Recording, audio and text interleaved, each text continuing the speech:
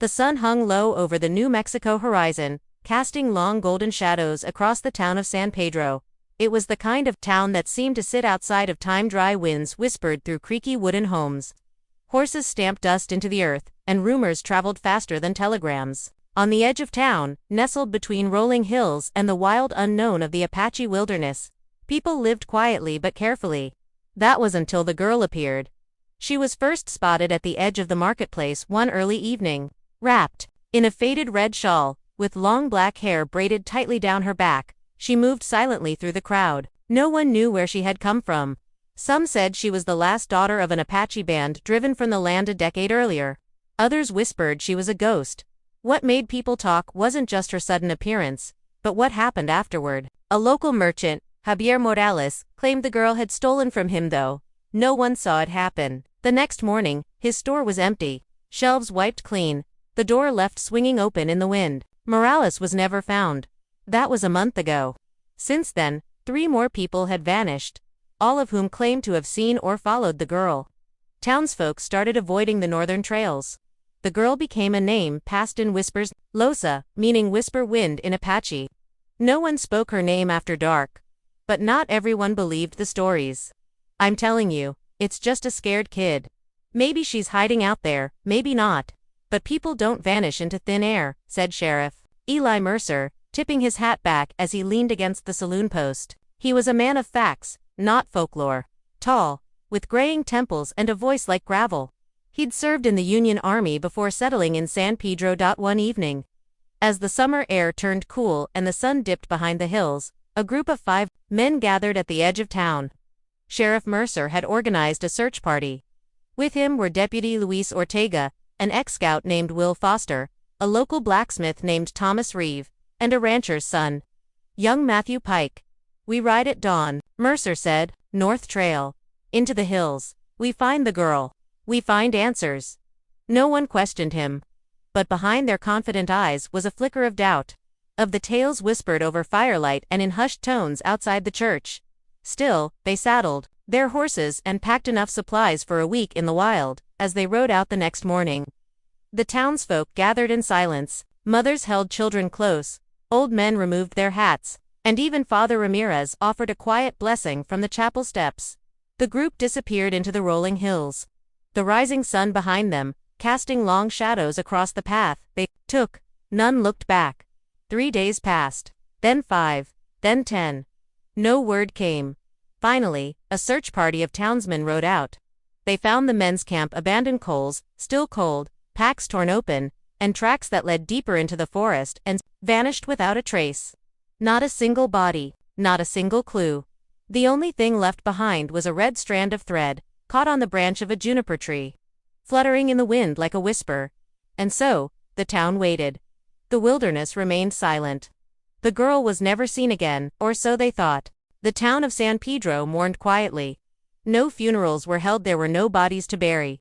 Just empty chairs in homes and meals served with 1 plate fewer. For weeks, the wind carried only the sound of whispers and the hollow creak of porch swings left to sway alone. By mid-September, Sheriff Mercer and his men had been gone for nearly a month. The last trace of them remained a day's ride north. A campsite turned to ruin, half buried in wind-blown sand and pine needles. It was as if the wilderness itself had swallowed them whole. Father Ramirez took it upon himself to visit the site. The priest had always believed in signs, though he preached of faith. With a small group of townsfolk, 2 older farmers and a stable boy named Samuel, he rode out one cold morning, rosary clutched tightly in his hand. The land grew quieter the deeper they went.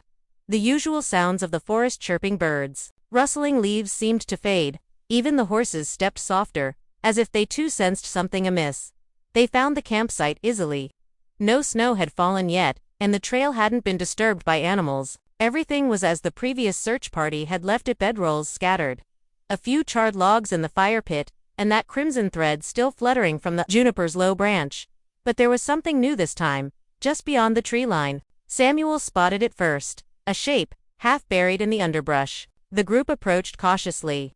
It was a boot worn dusty, with a broken strap. Inside it was a foot, attached to a leg. The rest of the body was missing. Father Ramirez knelt, crossing himself silently. It's Foster, one of the farmers, muttered, had a limp from an old wound. That's his boot. None dared to say more. Ramirez wanted to take the boot back for confirmation. But as he reached out, a low cry pierced the forest. A human voice, high, trembling. A girl's voice. Samuel gasped. Did you hear that? They all turned. The sound had come from deeper in the woods. Stay here, Ramirez ordered. I'll look. If it's the girl, she may need help. But Samuel stepped forward. Let me go. I'm faster. Before the others could object, the boy had vanished between the trees, chasing the sound like a hound on a scent. They waited. Minutes passed, then more. But Samuel didn't return. Samuel, one of the farmers called, voice sharp and cracking with fear. No answer, just trees. Just wind. Ramirez gritted his teeth. We need to go.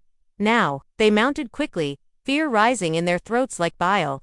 The priest paused just once, glancing over his shoulder at the quiet line of trees, now as still as stone, and then they galloped back to town. Samuel never returned. Back in San Pedro, the story spread like wildfire, first among the children, then the mothers, and finally, into the saloon and church pews. The wilderness was cursed. The Apache girl wasn't a girl at all, they said. She was a spirit, a guardian, a ghost, something not meant to be followed. That night, a council was held in the church. Nearly every soul in town came. The air was heavy with fear. We cannot lose anyone else, Father Ramirez said, standing at the pulpit. No more searches. No more brave men going off to find what cannot be found. But what if she comes back? Asked Mrs. Ortega, the deputy's wife. Her voice cracked. What if she returns to town? She won't, the priest answered. If she meant harm, she would have done it here. A long silence followed. Then from the back of the chapel, a voice broke the stillness. She's not a ghost, said a girl. No more than 12. Her name was Anna. I saw her once. Everyone turned. Anna's eyes were wide but steady. 3 weeks ago. In the hills, she looked at me. Didn't say a word. But she didn't look angry, just sad. Ramirez stepped forward gently. Where exactly? Anna hesitated. By the old mission trail. Near the split rock. Ramirez nodded slowly. He didn't tell the others, but he knew that trail. It led to an abandoned monastery, deep in the hills, long forgotten, reclaimed by vines and silence. The place had been built by Spanish missionaries more than a century before, then abandoned after a fire. Later that night, Ramirez stood on the chapel steps and looked toward the north. Somewhere beyond the hills, the truth waited. He could feel it, but could it be reached without losing more? The dawn broke cold and gray over San Pedro, a mist rolling through the town like a soft sigh. Sheriff Eli Mercer had once told Father Ramirez, "This place keeps its secrets, priest, but some secrets are eager to be found." With Anna's words still fresh in his mind, Ramirez gathered a small, cautious group, himself, Anna, and 2 of the town's strongest riders, Tomas Reeve, the blacksmith, and Luis Ortega, the deputy. The others in town begged to come along, but Ramirez knew the journey would be perilous and that the more who went, the greater the chance of losing more. They set off quietly, moving toward the north, the direction of the abandoned mission trail. The hills stretched out before them, rolling waves of earth, dotted with scrub pine and wild sagebrush. The air smelled of dry grass and distant rain. Anna walked steadily, her small frame wrapped tightly in a woolen shawl. Though silent, her eyes scanned every shadow, every movement. She carried the courage of youth and the burden of the unknown. Tell us about her, Luis asked softly, breaking the silence as their horses picked their way along a narrow dirt path. Anna glanced at him, then down at her boots. She doesn't talk much. Not to me anyway. When I saw her, she was alone. She wasn't running or hiding. She just stood there, watching. Why do you think the others disappeared? Thomas asked. Anna shrugged. Maybe she doesn't want to be found. Maybe she's protecting something. Ramirez nodded. Or someone. The mission trail was steep and overgrown in parts, the old stones half swallowed by vines. The group moved slowly, stepping over fallen logs and weaving between ancient oaks, every sound the crunch of hooves. The whisper of wind seemed amplified in the stillness. After nearly 3 hours, they reached a clearing where the remains of the old monastery lay. Only a few crumbling walls and a shattered bell tower remained, touched by time and weather. This was once a place of sanctuary, Ramirez said softly, for both the Apache and the settlers. But it fell to ruin long ago. Anna walked ahead, eyes wide as she took in the ruins. She stopped suddenly at a narrow archway, partially blocked by rubble. Look, she said. pointing to a series of marks carved into the stone symbols she recognized from the stories her grandmother told her, signs of protection, warnings, and a map. The group exchanged glances. These carvings suggested someone had been here recently. Suddenly, a rustling sound came from the nearby thicket. All four spun toward the noise, hands instinctively reaching for weapons. But it was only a small coyote, darting between the bushes. Relieved, but alert, they continued exploring the ruins. Beneath the rubble, Ramirez found a small wooden box, weathered and locked with an iron clasp. Thomas carefully pried it open. Inside were several items: a leather-bound journal, a handful of dried herbs, and a small silver pendant shaped like an eagle. Ramirez held the journal gently, blowing off decades of dust. The pages were filled with neat handwriting, a mixture of Spanish and Apache symbols. "This could tell us everything," Luis said quietly. Anna nodded. "Maybe this is why she's out here. To protect what's in the journal." Night began to fall, painting the sky with streaks of red and purple. They decided to camp near the ruins, huddling around a small fire. As the flames flickered, Ramirez read aloud from the journal's first entry. It told the story of a forbidden friendship between a young Apache girl and a Spanish missionary who shared knowledge of the land, its spirits, and a hidden place where peace might be found. But the last entry was different. It spoke of danger, warning to guard a secret, no matter the cost. Ramirez closed the journal, his heart heavy. This is more than a story. This is history. And a warning. Anna stared into the fire. "I think she's waiting for someone to understand." The night deepened, and with it, the feeling that the wilderness was watching, listening, waiting. The next morning, the air was crisp with the promise of rain. After a cold night under the open sky, the small group packed their gear and prepared to explore further into the ruins. The journal's cryptic warning had stirred something in all of them, an urgency to uncover what lay hidden beneath the crumbling walls. "We need to find that secret place," Ramirez said, folding the journal carefully and tucking it into his satchel. "Before others come looking, or worse, before we lose our chance." Anna's gaze was steady. "The journal mentions a cavern underneath the monastery." Luis looked skeptical. "A cavern, are you sure?" Ramirez nodded. "Yes. It speaks of a hidden entrance beneath the chapel floor. Somewhere that holds the truth about the land and the girl." Thomas found a loose stone near the altar and pressed it. The ground shifted slightly beneath his hand. "Help me move this," he said. Together, they rolled away a large stone slab, revealing a dark opening, the faint scent of earth and something ancient rising from below. Anna's eyes widened. "This is it." Torches lit. The group descended carefully. The narrow tunnel twisted downward, walls cold and damp. As they went deeper, the air grew thicker, heavy with silence and the weight of history. At last, they reached a chamber carved into the rock. The walls were covered in paintings, images of deer, eagles, and faces both human and spirit. Symbols of protection surrounded a central figure, a young girl, her eyes fierce yet gentle. Ramirez traced his fingers over the paintings. "This must be Hertha, Apache girl." Suddenly, a soft voice echoed in the chamber. "You have come." The group froze. From the shadows emerged a figure, the girl herself. Her shawl was dusty, her eyes deep and knowing. "I have guarded this place for many years," she said quietly. "It is sacred." Anna stepped forward. "Why did you lead people into the wilderness? Why did they disappear?" The girl looked away, her voice like a breeze through leaves. "To protect the secrets from those who would harm them. To keep the balance." Louis swallowed hard. "But the men from town, they didn't come to harm. They wanted to help." The girl's gaze softened. "Sometimes, help comes too late, or from the wrong place." Ramirez stepped closer. "What do you want from us?" "To listen, to remember. To honor the past so the future may be safe." As the first drops of rain tapped the stone above, the group felt a shift, not just in the air, but in their hearts. The wilderness was not their enemy. It was a keeper of stories, a guardian of truth, and now, they were part of that story. Rain whispered down the stone walls of the hidden cavern, soft and steady. The Apache girl stood in the half-light, her presence calm but powerful, like the forest itself. Around her, the ancient paintings seemed to glow faintly, as if awakening. After years of silence, Thomas took a cautious step forward.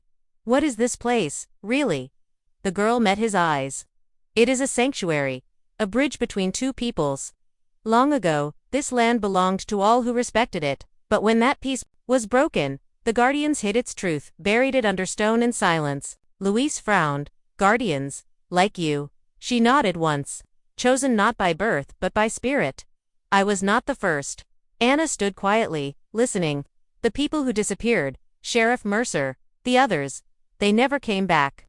What happened to them? The girl's eyes grew distant. Some came with anger in their hearts. Some came with fear. The land knows, it reacts. Those who do not listen are taken by it. Ramirez gently opened the leather-bound journal again. This book speaks of healing, of unity, of a path forward. The girl walked to the center of the chamber, where a shallow stone bowl was carved into the ground. She knelt beside it and poured water from a small flask. The surface shimmered, revealing swirling images, flashes of the past, peaceful gatherings between Apache elders and missionaries, the building of the chapel, the fire that consumed it, and the sorrow that followed. She spoke without looking up. You cannot change what was done, but you can carry what was lost. A long silence followed, broken only by the crackle of torchlight and the distant thunder rolling above. Ramirez stepped forward. Let us help. Tell us what to do. The girl looked at each of them: Anna, Thomas, Luis, and finally, the priest. Swear to protect this place. To never speak of it to those who seek to claim or destroy it. Swear to remember. One by one, they did. Then the girl rose, turned toward Anna, and placed the silver eagle pendant around the young girl's neck. You saw me with open eyes. You listened. You carry the spirit of the land. Anna blinked. Me. The girl nodded. The guardian must pass on the story. You are its next voice. Thunder cracked overhead. The girl turned away, fading back into the tunnel from which she'd come. Her final words echoed behind her. You know the way home. Back in San Pedro 3 days later, Ramirez, Anna, Thomas, and Luis returned to the town. Their faces were weary, but their eyes held something different: peace, perhaps, or understanding. When asked what they had seen, they said only, the land is still watching. We must live with care. Father Ramirez shared the journal with the town's elders, not as proof of mystery, but as a record of truth and a call for humility. A copy was made and placed in the church. The original returned to the sanctuary where it belonged. As for Anna, she changed in quiet ways. She walked more often in the hills, spoke kindly to strangers, and carried the pendant always. People began to come to her with their questions, and she answered gently, as if she already knew what they were going to ask. Of the girl in the wilderness, Nanton Lozano one saw her again, but sometimes, on cold mornings, the wind carried a faint whisper through the trees, not frightening, not sorrowful, just present, as though the land itself remembered. Autumn deepened over San Pedro. Leaves browned and fell from the sparse trees along the hills, and the sky carried that pale stillness only found in the changing of seasons. Life in town settled into quiet rhythms, but something beneath the surface had shifted, subtle, like a current beneath still water. Anna still walked the hills every few days, often alone. She didn't wander far, but always took the trail past the chapel ruins, near the old split rock, where she'd first seen the Apache girl. Sometimes she'd pause at the edge of the clearing and sit for an hour, listening. Not for voices, exactly, but for the land itself. She was learning how to hear it. Meanwhile, Father Ramirez kept to his promise. The journal remained hidden, in the stone chamber, deep beneath the ruins, but its teachings shaped his sermons. He spoke less of punishment and more of peace. Less of conquest and more of stewardship. And though some townsfolk raised eyebrows, most listened. They too had felt the weight of loss and mystery, and somewhere deep within, they understood. One chilly evening, as Anna sat beside the chapel ruins watching the clouds roll over the hills, she heard a faint sound: footsteps. Soft and careful, she turned to find an unfamiliar face approaching. The stranger was a young man, maybe 18 or 20, dressed in travel-worn clothes and a wide-brimmed hat. He looked like someone who had been searching for something a long time. Are you from San Pedro? He asked. Anna nodded. You're not? No, he said. I've been following a story. He removed his hat and glanced around the ruins. My grandmother told me about this place. She said it was sacred, that a spirit girl protected something here. I didn't believe her not until I saw the painting. The same one that's in the old mission records, in Tucson. Anna stood slowly. You came for answers. He smiled gently. Maybe. Or just to see if the story was true. There was a silence between them, the kind that wasn't awkward, but full, like the hills themselves. Anna studied him carefully. Some things shouldn't be chased. Some stories need to stay rooted. I don't want to take anything, he said quickly. Only to understand. Anna nodded once, then listen. She gestured for him to follow and led him along the path not down into the sacred cavern, but to a high ridge where the land opened wide. From there, you could see everything, the winding trails, the broken mission stones, and the forests beyond. My mother used to say the land doesn't forget, Anna said. It remembers every footstep, every fire, every promise made or broken. The young man listened. She continued. There were people who came here with anger. They vanished. There were people who came with fear. They were lost. But those who came with stillness learned something. They stood for a while, letting the silence speak. Finally, Anna turned back toward the trail. If you really want to understand, come back tomorrow. We'll walk. The young man smiled. What's your name, Anna? He paused. I'm Daniel. They parted ways at the edge of town. And though Anna said nothing to Father Ramirez or the others, she kept thinking about what it meant to carry a story and, when or if, it should ever be passed on. That night as she lay in bed, Anna dreamed she was standing in the stone chamber. Again, but this time, the walls were lit not with torchlight, but soft golden sunlight filtering through unseen cracks. The paintings shimmered, alive. The Apache girl Nanton, Losa stood beside her. You are not the last, she said. Anna looked at her, calm and steady. I know. Then teach him well, the girl whispered, and choose wisely. The land remembers. When Anna awoke, the morning sun was just beginning to touch the hills.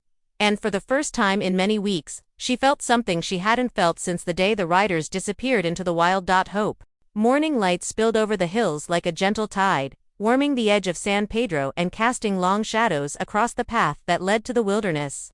Anna stood outside her home, the silver eagle pendant resting softly against her chest. Today felt different. Not just because Daniel was waiting by the chapel ruins, but because something inside her was ready.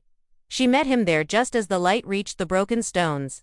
He carried a small satchel, a notebook tucked under one arm, and wore the look of someone who had waited a long time for something meaningful. You came, she said. He nodded. You asked me to. Together, they took the old path, not the one that led to the stone chamber, but a higher trail that curved around the ridge and into a quiet grove few in town even remembered. As they walked, Anna spoke not with rehearsed words or dramatic tales, but simply. As someone who knew the land's heartbeat, there are stories that belong in books, she said, but there are others that belong only to the wind, the rocks, and the quiet places. Daniel listened. She told him about Nantan Losanot, just the girl from the wilderness, but the idea she represented, a guardian, a memory, a warning. She spoke of the sanctuary beneath the mission, the journal, and the promise made beneath the earth. He never interrupted. When they reached a small spring nestled among the trees, Anna stopped. Water trickled through the stones, clean and clear. This, she said, was the last place the girl had led her, not the ruins, not the cave, but here where everything felt alive. She wanted someone to remember, Anna said, not to write it down and forget it, but to carry it, so the land could stay protected, so peace wouldn't vanish the way it did before. Daniel knelt beside the spring and dipped his fingers in the water.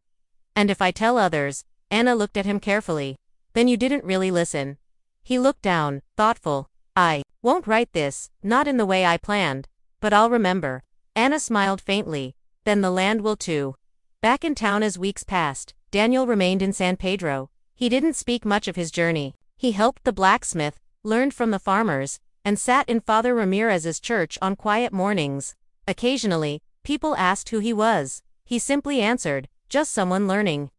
Anna continued her walks. Sometimes alone, sometimes with Daniel, but the people of San Pedro stopped questioning it. The hills had taken from them, but they had also given something back, an understanding. A sense of reverence. No more search parties were sent. No more voices were raised in fear. And the name of the girl in the wilderness faded into quiet legend. Like the soft print of a deer in dust, visible only to those who knew where to look. Years later, the land remained much the same. Trees grew taller. Trails narrowed. The ruins aged further.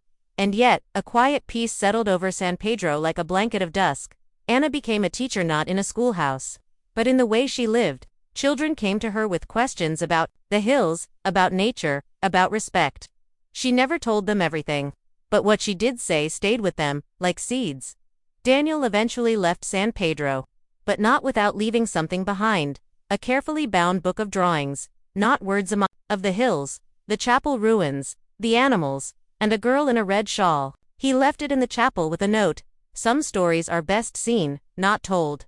Anna placed the silver eagle pendant. Inside the back cover, she was no longer the girl who wandered the hills, but the spirit of the guardian remained, and still.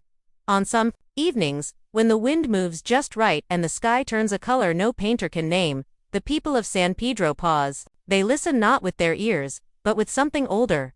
And in those moments, they remember. There was once a girl in the wilderness, and those who chased her never returned, because they were never meant to catch her, only to learn from what she protected. The land, after all, does not forget, and some stories should never end.